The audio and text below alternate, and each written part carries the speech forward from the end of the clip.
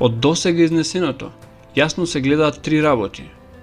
Господарите на планетава се овие богови, Анунаки, Елохими, Сеи, или не знам како.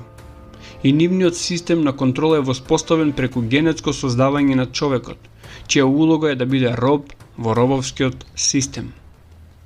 Втората епизода, за која религиите велат дека е апсолутно дело на единиот Бог, додека науката го поистоветува со крајот на последното ледено доба, е секако големиот потоп.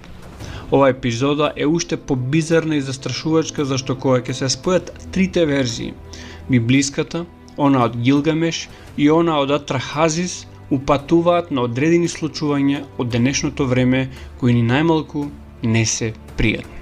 Библиската приказна за големиот потоп се протега низ главите 6, 7 и 8 од книгата Битие, првата книга од Стариот Завет. Стиховите 5, 6 и 7